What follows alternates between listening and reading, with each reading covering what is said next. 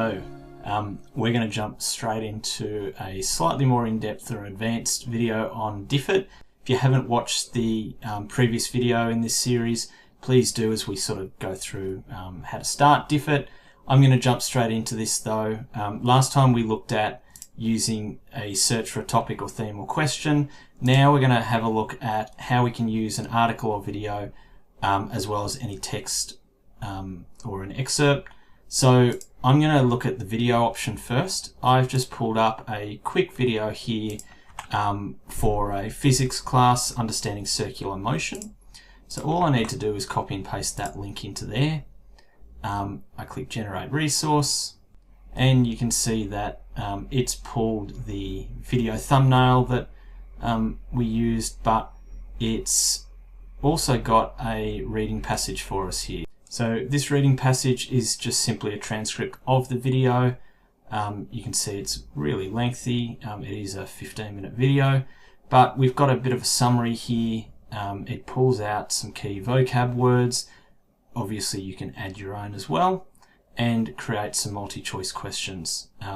So if we wanted to edit those, we can do so really easily, as well as see the answers. We've got short answer questions and we've got open-ended prompts here too. So really useful.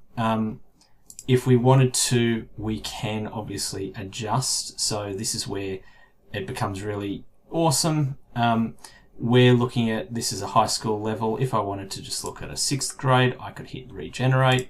And what's happened here is it's adapted the transcript to a 6th grade level. So yeah, goes through in language that is more appropriate for a 6th grade. Our summary, we've got our vocab words, multi-choice, and short answer and open-ended prompts again. So really powerful, this, especially if you've got different levels within your classes, as we all will. It allows you to, I guess, differentiate and really quickly generate different worksheets that are slightly more targeted to sort of the grade or the level that your students are operating at. So if we click Get Student Activities here, we've got all of these different options again. I'm going to, for this one, let's have a look. We might go for a discussion workbook. Got a little bit of a outline here. You'll note that this is grade 7 to 12, so and that it's best for social studies and English language arts. Possibly not the best then for our physics. I might go back, and as you can probably gather, this is certainly more of a language-based tool. Maths is not really, it doesn't really work for this unless you're doing some more theory-based math stuff. But you know, again, if we have a look at there's lots of different options here. Even a hexagonal thinking workbook, grades 5 to 12, so it's probably appropriate for our grade 6 level that we're looking at. It does tie to the standards here as well, and it's applicable to all subjects. So it is worth having a quick look at sort of the description before just generating an activity. When we're happy though, we click Get Activity, and we've got our options again. We can download the PDF. I'm going to open in Google Slides, and we've got our teacher instructions with a suggested lesson flow, and then we probably could have chosen a slightly better image from here. If we go back, we do have different images, so something like that might be a little bit more appropriate. Just be aware that it is pulling these images from different websites.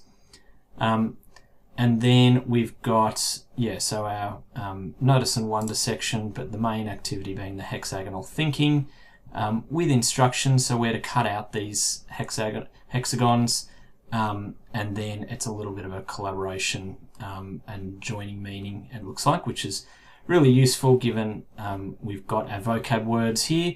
If I was to actually do this, I would be adding extra vocab words on the previous step as well, just so we've got yeah, obviously a lot more filled out.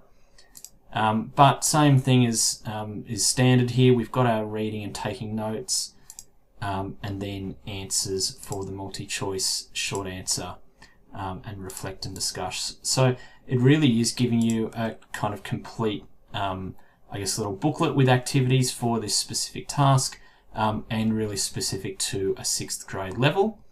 Now, if we were to go back a couple of steps here, I'm going to click Start New, and I'm going to look at any text or excerpt. This might be really useful for, you know, an English class where you've got, you know, an essay you want to unpack, or you've got, you know, some different readings or a book or something like that that you'd like to paste in here.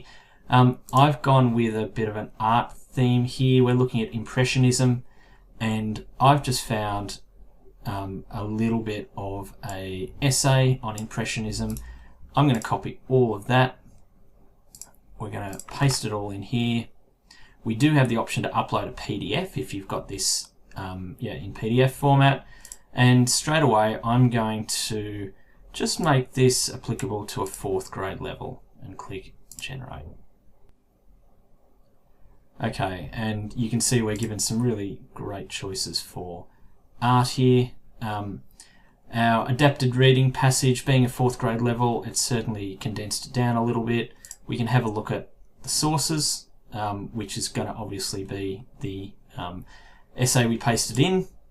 And we've got a summary, we've got our vocab words, again, applicable to a 4th grade level, multi-choice, short answer, and open-ended prompts. And again, I can have a look here and I can choose what I want. Now, what I haven't spoken about is that we can make some changes on the fly here to filter what are more specific. So I'm going to click the Art button here.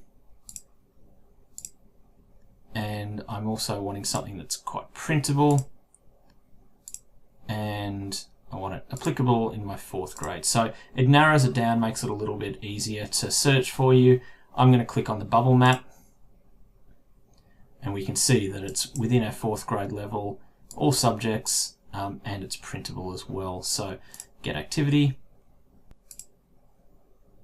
and you can see we have our PDF with teacher instructions, our read and take notes, again at a grade 4 level, key vocab, and then we've got our bubble map with the picture we chose in the middle. So again, instructions that are nice and clear. We're filling in the connecting bubbles with concepts, ideas, questions that connect, so as well as providing a reading summary there for us, and going into the multi-choice short answer questions and reflections.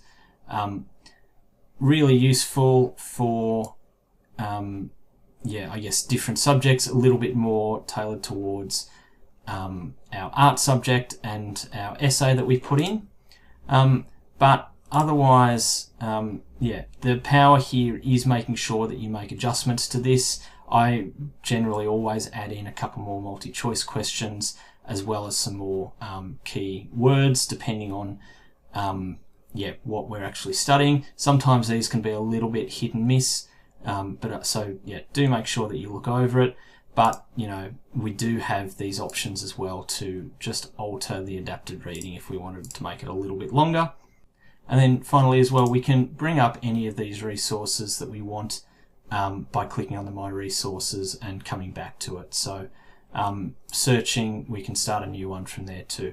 Really useful for looking up things you've done in the past. And that concludes our Diffit exploration. As I said, really powerful tool. I'd highly recommend using it, introducing it to other teachers, and please do reach out if you have any questions.